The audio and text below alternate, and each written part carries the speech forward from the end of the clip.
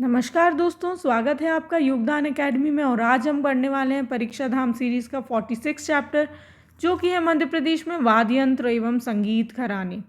तो जो मध्य प्रदेश की पहचान है ना, वो सिर्फ त्योहार और परंपराओं से नहीं है, बल्कि उसका समृद्ध संगीत भी है।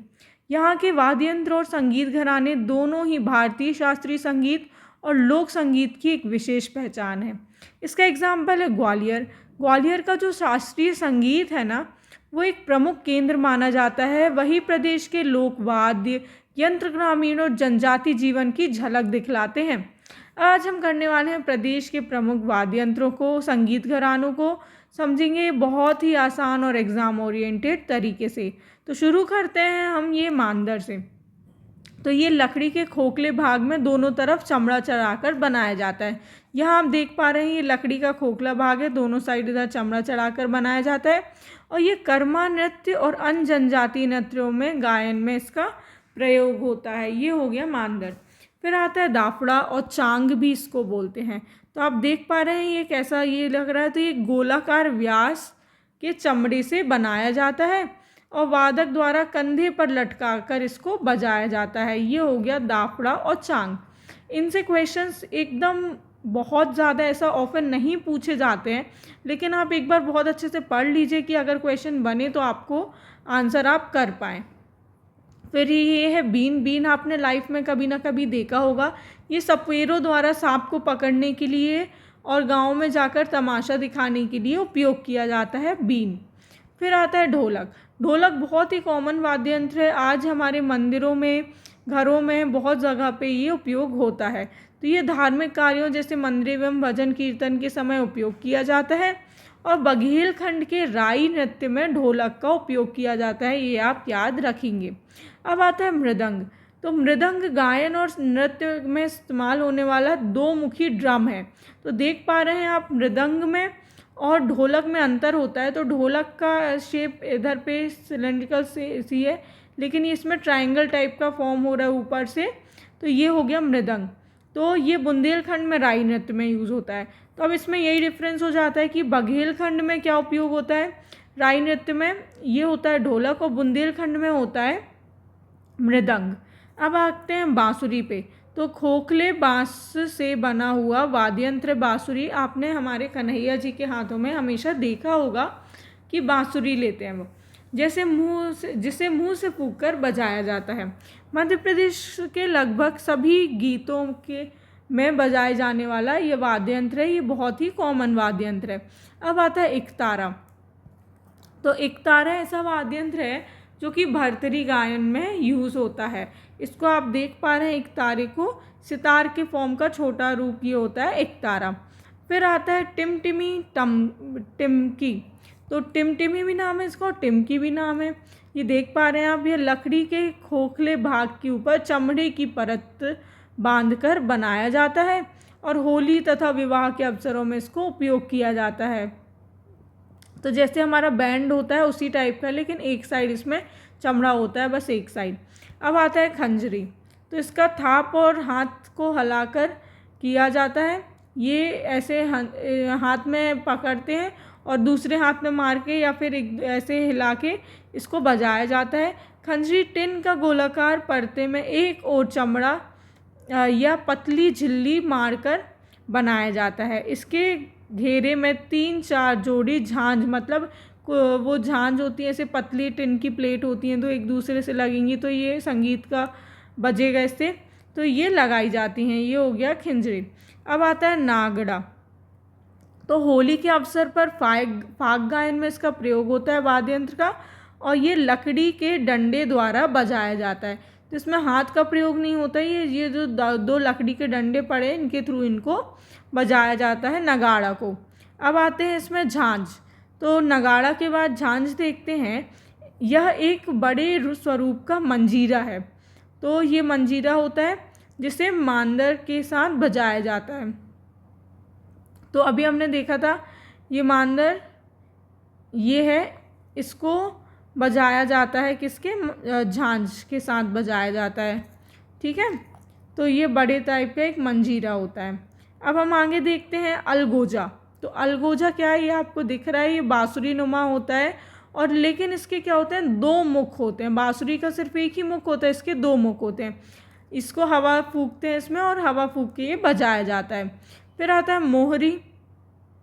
तो मोहरी आप देख पा रहे हैं, ये है प्रादेशिक अंचल में शहनाई के प्रचलित रूप है ये मोहरी। तो ये शहनाई का प्रचलित रूप है, फूंक के बजाया जाता है, विवाह के अवसर पर इसको बजाते हैं मोहरी को।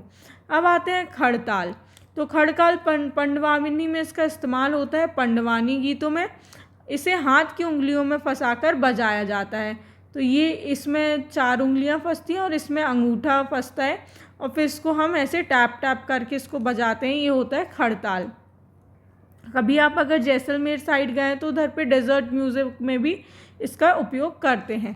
अब चिंकारा। चिंकारा क्या होता है कि ये ताम्रपत्र, लकड़ी और इस्पात से बना होता है, संयुक्त वाद्य यंत्र है। यह मध्य प्रदेश और राजस्थान में पाए जाने वाला एक स्थानीय वाद्य यंत्र है। कौन? चिंकारा। फिर आता है ताशा। मिट्टी से पकी हुई कटोरी नुमा आकृति पर चमड़ा चढ़ाकर तैयार किया जाता है। तब इसके नीचे का बेस किस चीज़ का है? ये मिट्टी का है। फाग गीतों पर नगाड़े के साथ इसको बजाया जाता है। अब आता है गुदुम। तो गुदुम क्या है? ये आप देख पा रहे हैं गुदुम, इसमें 12 सिंगा के सींग लगे होते हैं इसमें, और इसलिए इसे सिंग बजा भी कहते हैं। तो अब इसमें 12 सिंगा के सींग लगे होते हैं तो सिंग बजा भी इसको कहते हैं। इसे लोहे के कढ़ाई नुमा आकार में चमड़ा चढ़ाकर बजाया जाता है। अब देखो मिट्टी में क्या, ताशा जो हमने देखा वो मिट्टी के उसमें होता है और गुदुम में क्या होता है, ये चमड़े से लोहा रहता है नीचे। अब इसमें नीचे टेबल दी गई है जिसमें कि बताया गया है कि मध्य प्रदेश के जनजातीय वाद्य यंत्र। तो जनजातीय वाद्य यंत्र में पहला हम देखते हैं अवनद वाद्य। तो अवनद वाद्य से मादर, टिमकी, सींग बजा और नगाड़े आते हैं इसमें अवनद वाद्य में। ठीक है। अब दूसरा कौन सा होता है? धनवाद। तो इसमें ताल मिलाने की बजाय ताल मिलाने के लिए बजाए जाते हैं। कौन से? धनवाद्य। जैसे कि कौन से आ जाते हैं इसमें? मंजीरा, खरताल, टिस्की, चुटकी, झांझ। तो अगर आपको ताल मिलाना है तो ये धनवाद्य इसमें उपयोग किए जाते हैं। अब तीसरा होता है स्वर वाद्य। तो ये सुशिर वाद्य होता है, ऐसा वाद्य जिन्हें फूंक कर बजाया जाता है, जैसे कि बांसुरी, शहनाई, अलगोजा और सिंगी, ये सारे स्वर वाद्य होते हैं। फिर आता है तंतु वाद्य। तो ऐसे वाद्य जो लकड़ी, बांस, धातु के तार के संयोजन से बनाए जाते हैं, जैसे कि बाना। तो अवनद वाद्य हो गया, धनवाद्य हो गया, स्वर या सुशिर वाद्य हो गया और तंतुवाद्य हो गया। ये हमने 4 देख लिए। अब मध्य प्रदेश के प्रमुख संगीतकार और उनका संबंध है। तो ये देखिए, केशव नारायण आप्टे जी हैं जो कि ध्रुपद गायन से इनका संबंध है। कब्बाल मोहम्मद खान ख्याल गायन से, यदू खान, नत्थू खान ख्याल गायन से, नाना साहेब पानसे मृदंग वादक हैं, ये पखवज वादक। मुराद खान वीणा वादक है। बहराम खां इंदौर से ध्रुपद गायन और धामर गायन है से इनका संबंध है। फिर आते हैं सखाराम पंत जी, मृदंग वादक हैं। माधवराव चौधले हारमोनियम वादक हैं। पंडित कृष्ण राव सितार वादक हैं। विलायत खां सितार वादक है। किरण शिवाशिव देश पांडे तबला वादक हैं। फिर अमजद अली खान ग्वालियर के सरोज वादक हैं। अलाउद्दीन खान मैयर बैंड के संस्थापक हैं, सरोज वादक हैं। उस्ताद अमीर खान हैं जो ख्याल गायक के हैं। और राजा भैया पूछ वाले ग्वालियर के ठुमरी और ध्रुपद गायन के हैं। देखो, अब मैं ये नहीं बोल रही कि ये सब बहुत इंपॉर्टेंट है, बहुत कम चांसेस इन सब से क्वेश्चन पूछे जाएं। अगर ये न्यूज़ में है तो हाँ क्वेश्चन पूछा जा सकता है, लेकिन हम इसलिए इसको एक बार अच्छे से पढ़ रहे हैं कि अगर कभी क्वेश्चन आ जाता है तो हम आराम से ये सब एलिमिनेट कर पाएँ। अब हम आगे देखते हैं मध्य प्रदेश के संगीत घराने। तो इसमें हम मुख्यतः 4 घराने देखेंगे, जिसमें आता है एक मैहर घराना, सेनिया घराना, इंदौर घराना और रायगढ़ घराना। तो ये रायगढ़ घराना जो छत्तीसगढ़ में हो गया। अब पहला देखते हैं मैहर घराना। तो मैहर घराने में यह भारतीय शास्त्रीय संगीत से संबंधित घराना है और ये भारत के उत्तरी भागों में उत्पन्न हुआ है। तो ये नर्दर्न साइड पे उत्पन्न हुआ है। अब इसका निर्माण किसने किया है, तो उस्ताद अलाउद्दीन खान है मैहर रियासत के, उन्होंने इसका निर्माण किया है, उस्ताद अलाउद्दीन खान है। फिर जो मैहर के राजा थे ना, वृजनाथ अलाउद्दीन खान को अपना गुरु बनाकर मैहर लाए थे। तो पहले तो ये थे नहीं इधर, ये लाए गए थे मैहर, इन्होंने अपना गुरु बनाया था। अब इस घराने के प्रमुख संगीतकार कौन है, तो रविशंकर, निखिल बनर्जी और शरण रानी, ये इसके प्रमुख संगीतकार हो गए। तो हमने देख लिया है मैहर घराना। अब हम देखते हैं अगला घराना, ग्वालियर घराना।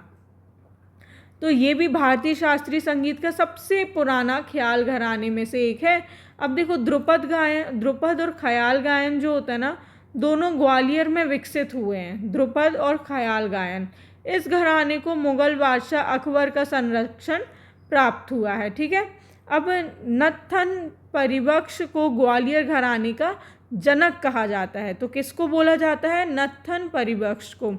अब कुछ उस्ताद हस्सू खान और उस्ताद हिद्दू खान है, जो कि ग्वालियर घराने के प्रमुख संगीतज्ञ हैं। कौन से, हस्सू खान और हिद्दू खान।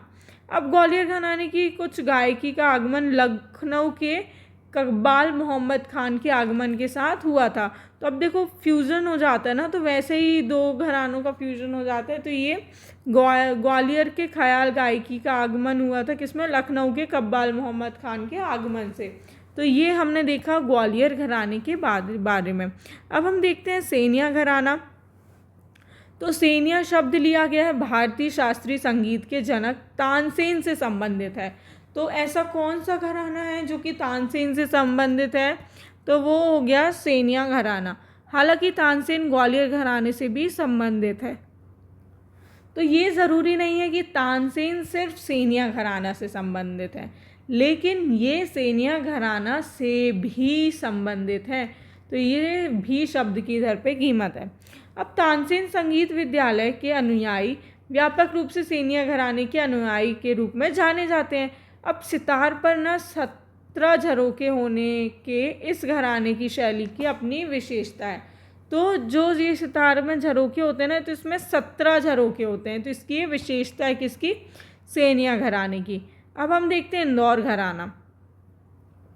तो ये भी भारतीय शास्त्रीय संगीत का है। तो मुखर घरानों में से एक है, जिसकी स्थापना किसने की थी, अमीर खान ने। अब आपको कंफ्यूज नहीं होना है, इधर पे मैहर में हमने देखा था अलाउद्दीन खान, और ये इंदौर में आएगा अमीर खां।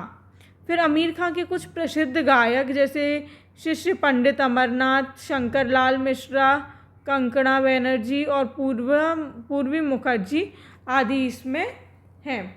अब प्रमुख संगीतकार क्या है, सुल्तान खान सारंगी वादक ने इंदौर घराने में की निगरानी अपने संगीत से विकसित की। तो ये हमने देख लिया क्या, इंदौर घराना। इसमें आप अमीर खां अच्छे से याद रखेंगे। अब रायगढ़ घराना आता है।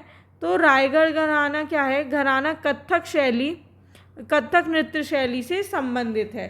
अब ये छत्तीसगढ़ का हो गया है, जो कि हमने पहले भी डिस्कस किया था। इसके प्रमुख कलाकार कौन है, राजा चक्रधर सिंह है और कार्तिक राम है, जो कि रायगढ़ घराने के प्रमुख कलाकार हैं। तो हमने देख लिया है, अभी हमने देखा क्या, संगीत घराने मैहर, सेनिया, इंदौर और रायगढ़ घराना देखा। और इसके पहले हमने आराम से सारे वाद्य यंत्र और संगीत घराने कंप्लीट कर लिए। तो अगर आपको हमारे वीडियोस अच्छे लग रहे हैं तो आप हमें सब्सक्राइब ज़रूर करें, जिससे कि हमारे वीडियोस आप तक पहुंच पाएँ। और आप हमारे टेलीग्राम चैनल को भी फॉलो कर सकते हैं, जिससे आपको एडिशनल इन्फॉर्मेशन उससे मिलती जाएगी।